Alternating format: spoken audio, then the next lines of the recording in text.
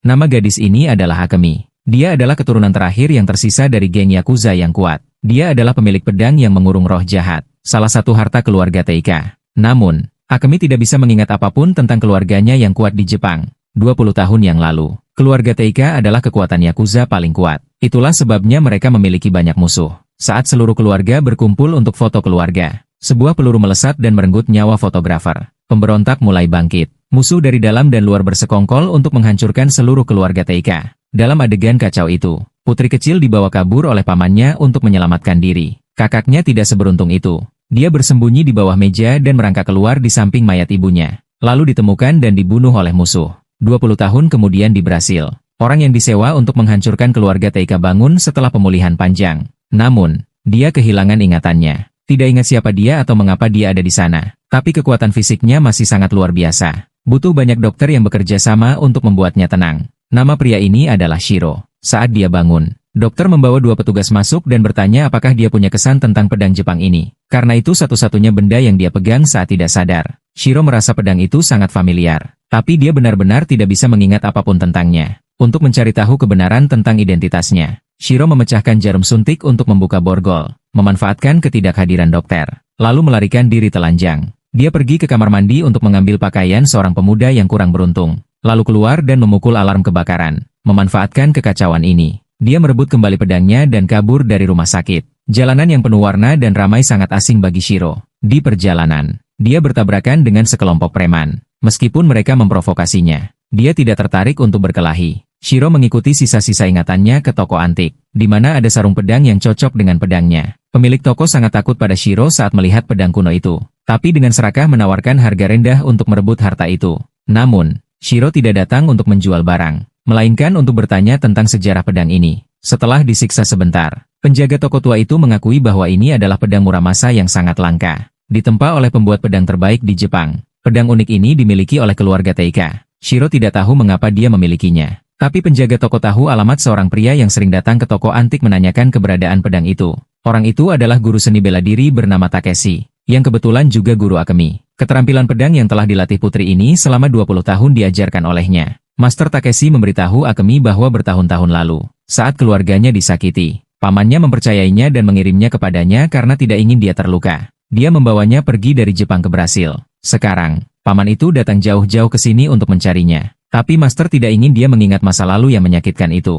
Makanya dia tidak memberitahu keberadaan pamannya. Saat ini, Akemi, kecuali tahu bahwa keluarganya dibunuh, tidak ingat apapun tentang masa lalu. Dia hanya tahu untuk mengikuti kata-kata gurunya, yaitu berlatih keterampilan pedang untuk menjadi pejuang sejati. Dan dia memiliki jurus hebat yang disebut pedang pencuri nyawa. Paman yang ingin disembunyikan Master Takeshi darinya bernama Takashi. Dia sebenarnya sangat dekat dengan Akemi. Saat ini dia adalah salah satu dari 2 pemimpin kedua geng Yakuza Kenichi. Geng ini adalah musuh bebuyutan keluarga Teika. Pemimpinnya adalah bos Kenichi, dengan 2 tangan kanan yang kuat, Takashi dan Kijir.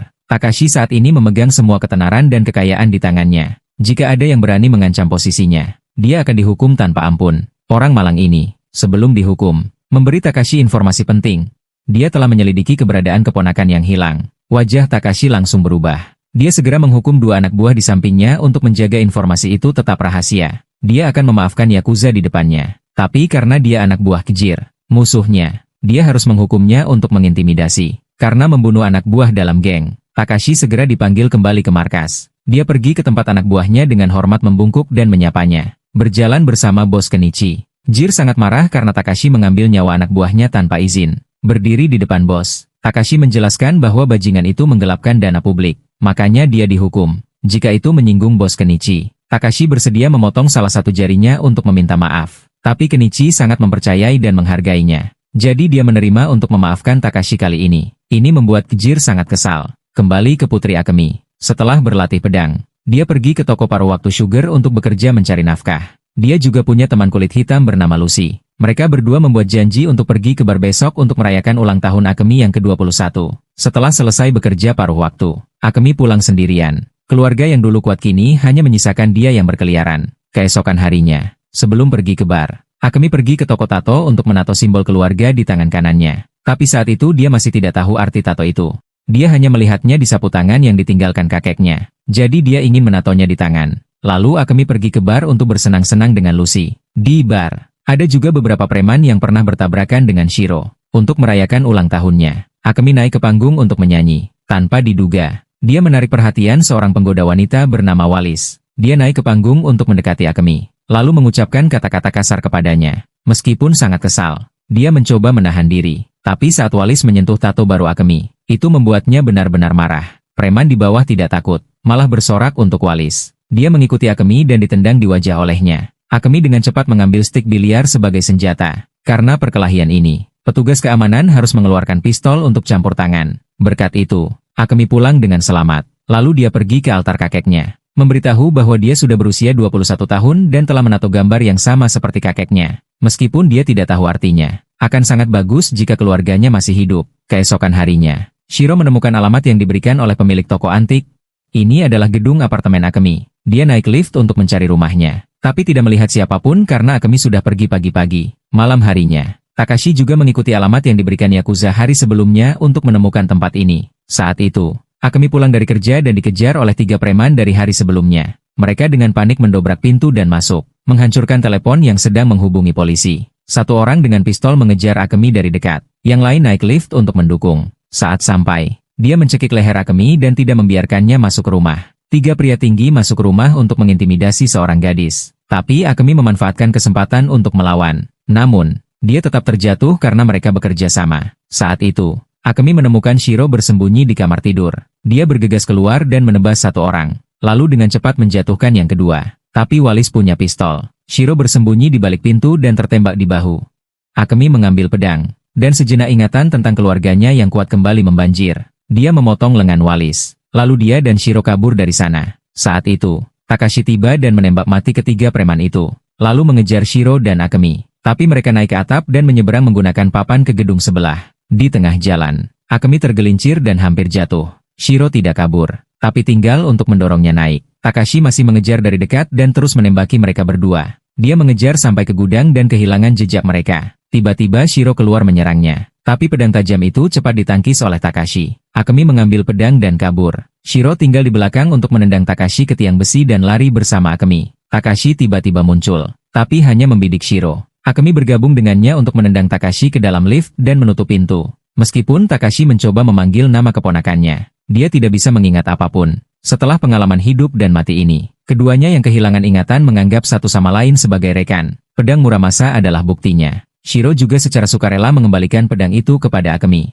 Dia merawat luka Shiro, lalu masuk ke kamar untuk mencari foto keluarga yang tersisa. Tanpa diduga, Takashi juga muncul di foto keluarga. Saat Master Takeshi kembali, dia tidak menjawab pertanyaan Akemi tentang orang di foto itu, tapi hanya fokus pada pedang berharga yang dia cari. Lalu dia menyerahkan pedang itu kembali kepada Akemi. Mulai sekarang, Master tidak akan mendampinginya lagi. Pedang itu telah menemukannya sendiri. Jadi sudah waktunya baginya untuk memenuhi misinya.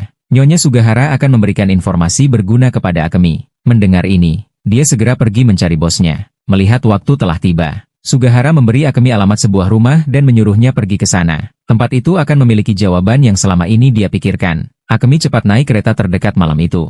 Melihat foto keluarganya, dia tertidur karena lelah. Saat bangun, dia melihat Shiro di sampingnya. Pada saat yang sama, Jir telah mencium jejak dan menemukan rumah Akemi. Dia langsung mengambil nyawa investigator di tempat itu dan mengambil foto Akemi. Jir menduga bahwa dia adalah alasan Takashi mengkhianati geng. Pagi berikutnya, Akemi dan Shiro tiba di tanah berkabut. Hanya ada satu rumah tua di sana. Di dalamnya, ada 2 lelaki tua yang tidak menyambut kehadiran orang asing. Tapi saat mereka melihat simbol di pedang Muramasa, seorang wanita tiba-tiba muncul dan meminta Akemi ikut dengannya. Sepertinya mereka hidup sampai sekarang hanya menunggu kembalinya Akemi. 2 lelaki tua itu tinggal untuk menyambut Shiro. Mereka memeriksanya sebentar, lalu melepas baju mereka untuk menunjukkan tato mereka yang sudah puluhan tahun. Shiro diberi anggur yang sangat lezat oleh 2 veteran itu, yang membuatnya tidak bisa berhenti minum meskipun dia tahu dia mabuk. Kembali ke Akemi, dia dibawa untuk bertemu dengan seorang master tanpa nama. Dia memberitahu bahwa simbol Fong di pedang itu adalah simbol keluarga Teika. Selain itu, dia tidak menjawab pertanyaan Akemi tentang orang-orang di foto keluarga. Akemi mencoba bertanya, tapi dihentikan oleh wanita itu. Dia membawanya ke bak mandi untuk memberinya ruang beristirahat, lalu ke kamarnya sendiri. Akemi selalu menyimpan pedang itu dekat dengannya karena dia merasa ada firasat buruk yang akan terjadi. Di luar, Shiro diseret oleh 2 pria ke master tanpa nama. Master memutuskan untuk tidak menghadapi orang asing ini, tapi membiarkannya menjadi pelajaran bagi Akemi. Saat itu, Akemi tidak bisa tidur. Saat dia bingung, Wanita itu berdiri di depan pintu pada malam hujan. Dia membawanya ke pemakaman besar, lalu mengucapkan kalimat-kalimat aneh dan pergi, meninggalkan Akemi untuk mencari tahu misteri berusia ribuan tahun. Dia menekan rasa takutnya dan masuk ke pemakaman, memeriksa setiap makam. Setelah beberapa saat, dia terkejut menyadari makam wanita tua itu. Lalu ada dua makam lain dari dua lelaki tua. Akhirnya, dia menemukan tempat peristirahatan kakeknya. Di bawah baja, ada ruang rahasia. Di dalamnya, ada simbol keluarga di koran tentang pembantaian keluarga Teika. Ingatan Akemi yang hancur tiba-tiba kembali. Dia menyadari bahwa Takashi adalah paman yang berdiri di samping ayahnya. Tiba-tiba Takashi muncul dari belakang. Dia datang jauh-jauh ke sini hanya untuk melindungi Akemi. Saat itu, dia memberitahu bahwa bertahun-tahun lalu, saat keluarganya dibantai oleh pengkhianat kejir, dia membawanya kabur, lalu berpura-pura setia pada geng Kenichi untuk diam-diam mencari Akemi. Saat itu, orang-orang kejir telah mencium jejak dan datang ke sana. Akemi memutuskan untuk mempercayai Takashi sekali ini. Mereka menggunakan makam sebagai perisai, menghilang dari pandangan musuh, lalu tiba-tiba muncul untuk membunuh satu persatu. Pada saat yang sama, di dalam rumah, Shiro bangun. Master tanpa nama ditangkap oleh kejir, dan 3 veteran juga dibunuh.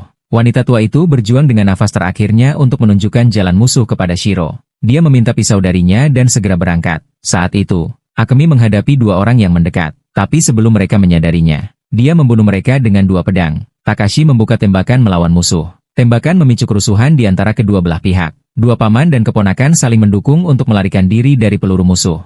Di sisi ini, Master tanpa nama dibawa keluar untuk dieksekusi oleh kejir. Sebelum mati, dia masih sempat mencela kejir sebagai pengecut yang memperdagangkan wanita dan anak-anak. Tidak layak menyandang nama samurai. Saat itu, Akemi dan Takashi berlari ke mobil.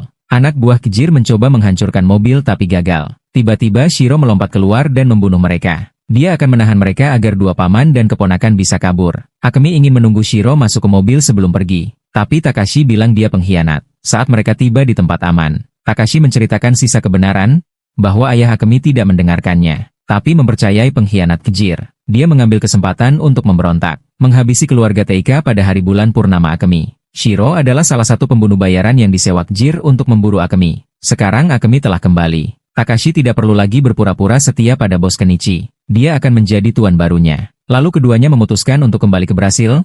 Hutang darah harus dibayar dengan darah. Sebelum pergi ke bar untuk mencari kejir, Akemi memilih pulang untuk mengunjungi Master Takeshi, tapi sayangnya dia telah dibunuh. Dia berlutut di samping mayat gurunya dan menangis sedih. Saat itu, Shiro kembali dengan kebencian. Akemi mengambil pedang kayu gurunya untuk menantangnya. Shiro menjelaskan bahwa dia tidak ingat apapun tentang masa lalu, jadi dia tidak tahu dia adalah musuhnya. Tapi sekarang dia tidak ingin menyakiti Akemi. Akemi tidak mendengarkan dan terus melempar pukulan mematikan ke Shiro. Dia tidak melawan sebagai cara untuk menebus dosa untuk Akemi dan kakeknya. Shiro terluka parah oleh Akemi. Saat itu, Takashi juga datang. Dia ingin menggunakan pistol untuk menghabisi Shiro, tapi dihentikan oleh Akemi. Di luar, orang-orang kejir datang. Jadi Akemi ingin membiarkan mereka menangani Shiro. 2 paman dan keponakan pergi langsung ke sarang musuh. Mereka membutuhkan helikopter untuk meninggalkan Brasil.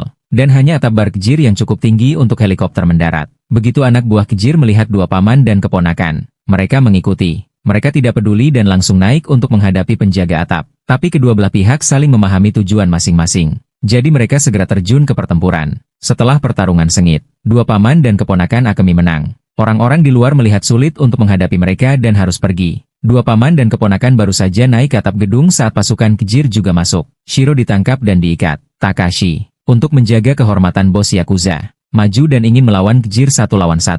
Tapi dia bermain curang dan menyerang dengan pedang. Menusuk Takashi sekali di kaki dan sekali di perut. Meski begitu, dia menahan rasa sakit, mengeluarkan pedangnya, lalu jatuh.